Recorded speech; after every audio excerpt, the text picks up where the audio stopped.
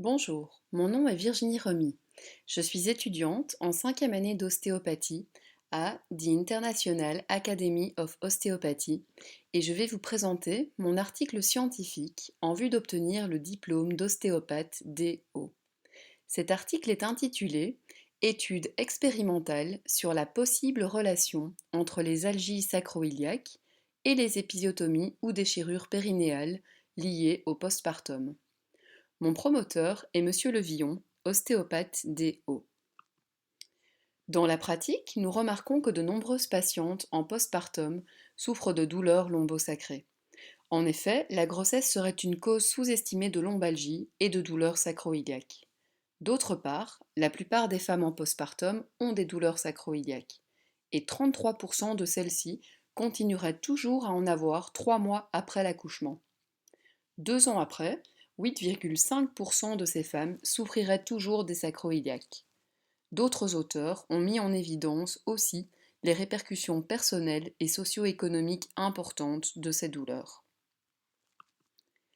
Après l'accouchement, les patientes peuvent présenter un périnée intact, c'est-à-dire sans aucune lésion, ou avec juste quelques lésions cutanées légères qu'on appellera dans ce cas éraillures. Elles peuvent présenter aussi une déchirure de grade 1, 2, 3 ou 4, selon la classification anglo-saxonne.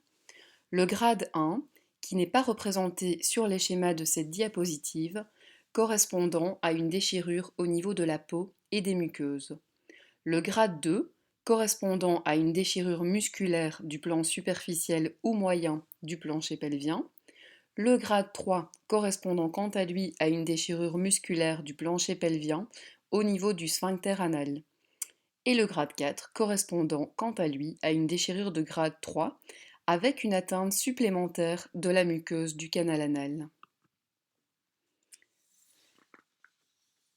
Le périnée peut aussi présenter une épisiotomie qui sera la plupart du temps à droite. La majorité des médecins étant droitiers et elle sera presque toujours médio-latérale. L'épisiotomie correspond à une incisure de plus ou moins 6 cm qui va sectionner la peau, le vagin, les muscles bulbo-caverneux et transverses superficiels et le muscle puborectal. Malgré le fait que la littérature préconise les déchirures naturelles, le taux d'épisiotomie reste important, avec de nombreuses plaintes dans le postpartum liées à ces épisiotomies. Afin de percevoir l'impact des lésions du plancher pelvien, il est essentiel de revenir sur quelques notions d'anatomie. Le plancher pelvien peut se diviser en 3 plans, le plan superficiel, moyen et profond.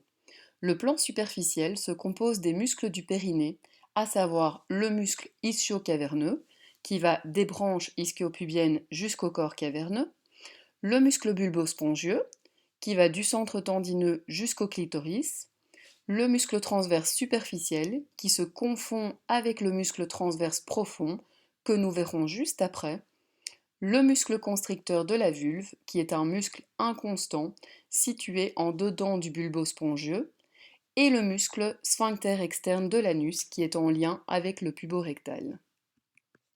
Le plan moyen, qui représente le diaphragme urogénital, se compose des muscles transverses profonds, allant des branches ischio-pubiennes jusqu'au centre tendineux du périnée, et du sphincter externe de l'urètre, dont les fibres profondes entourent l'urètre et les fibres superficielles entourent également l'urètre, et en se prolongeant quant à elles vers les parois latérales du vagin.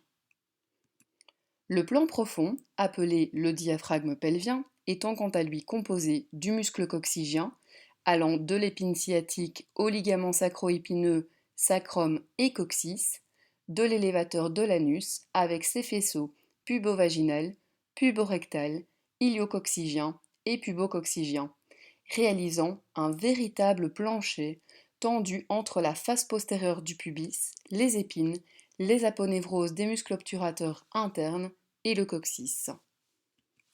Considérant les insertions anatomiques du périnée, nous ne pouvons négliger l'impact de lésions de celui-ci sur la biomécanique et la statique du bassin et des articulations sacro-iliaques, et de ce fait son implication dans les algies sacro-iliaques.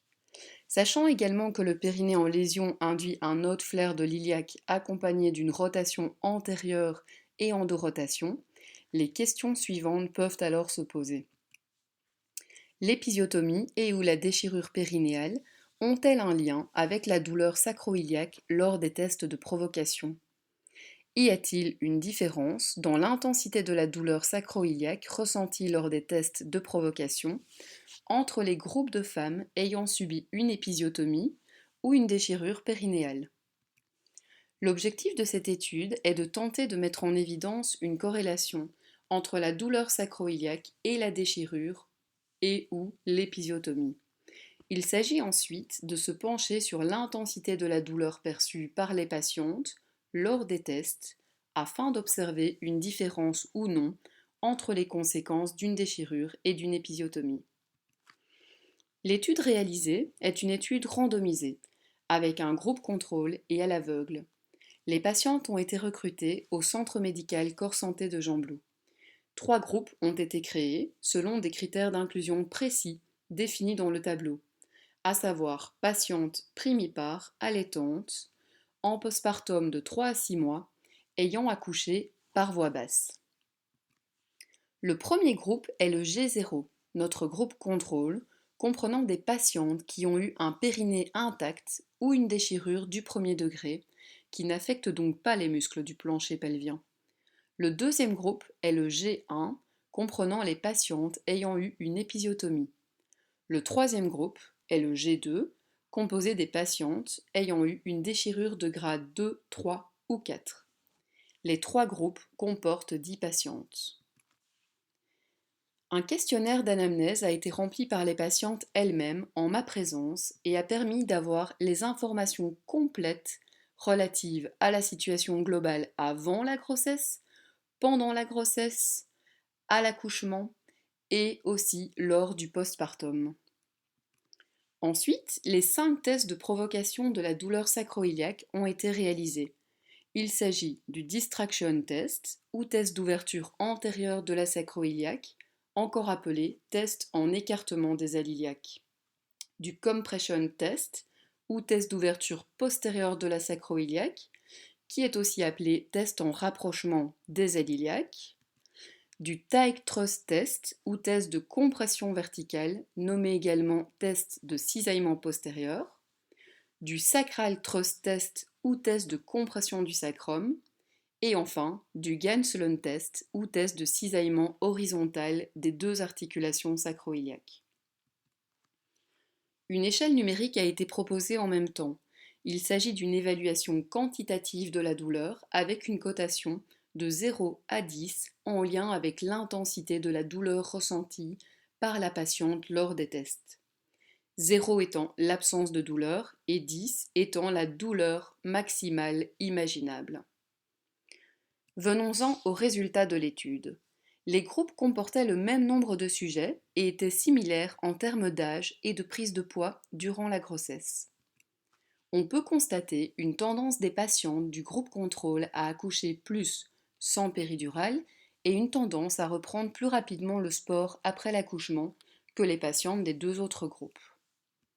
Notons que les poids, taille et périmètre crânien des bébés sont similaires dans les 3 groupes. Concernant les résultats des tests de provocation de la douleur sacro-iliaque, on peut remarquer une tendance à un plus grand nombre de tests positifs dans le groupe épisiotomie et dans le groupe déchirure par rapport au groupe contrôle. Mais les tests statistiques n'ont pas révélé de différence significative. Nous pouvons observer les résultats de la douleur perçue par les patientes lors de la provocation des articulations sacro-iliaques. Les patientes du groupe déchirure ont une douleur plus importante que celle du groupe épisiotomie et les patientes du groupe contrôle ont évalué leur douleur plus basse. Ces différences ne sont pas statistiquement significatives.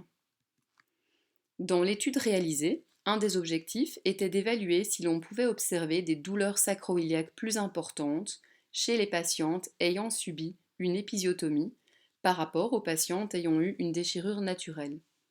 Comme nous le révèle la littérature, les épisiotomies de routine restent injustifiées et sont plus traumatiques et douloureuses dans le postpartum.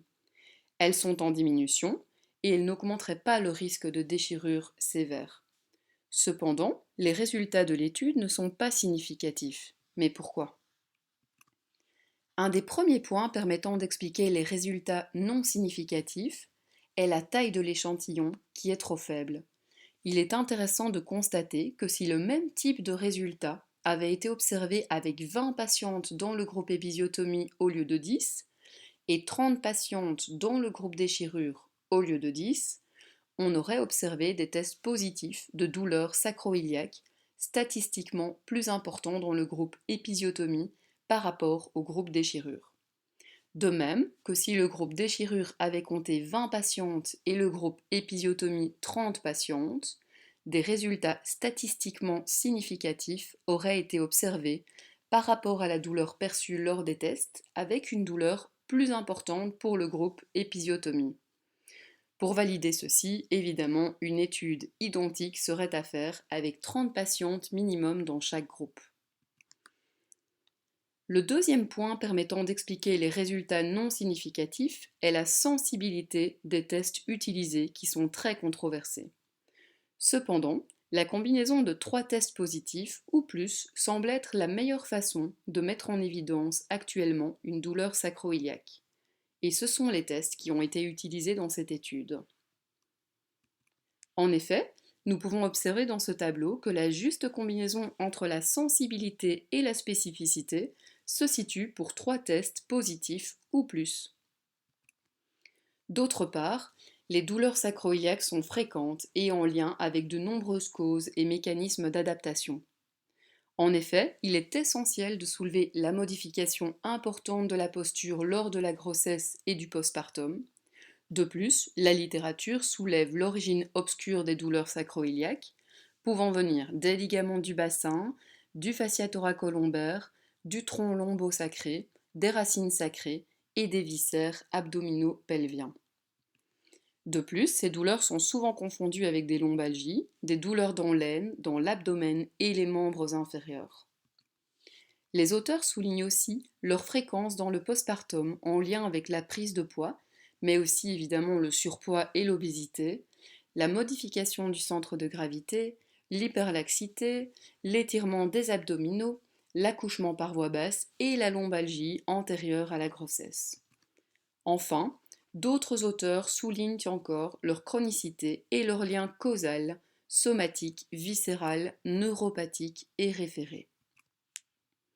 En conclusion, compte tenu de l'origine multifactorielle des douleurs sacro-iliaques, des modifications posturales liées au postpartum et des chaînes faciales présentes dans le corps, il est donc bien entendu difficile de mettre en lien une lésion périnéale avec une dysfonction sacro-iliaque. L'étude n'a pas permis de mettre en évidence un lien entre les déchirures et les épisiotomies et les douleurs sacro-iliaques. La taille de l'échantillon, le manque de sensibilité des tests et les multiples influences sur les articulations sacro-iliaques peuvent expliquer ceci. Par contre, des résultats interpellants ont pu être observés, allant dans le sens de la littérature qui favorise les déchirures naturelles à la place des épisiotomies. Cette étude nous rappelle que l'articulation sacro-iliaque est une articulation complexe qui est influencée par de nombreuses chaînes, aussi bien au niveau facial, musculaire, capsulo-ligamentaire, vasculaire que viscéral. C'est aussi une articulation qui est souvent en dysfonction et il est essentiel pour un ostéopathe de pouvoir investiguer les différents systèmes et d'avoir une vision très élargie et éclairée lors du traitement. Je vous remercie pour votre attention.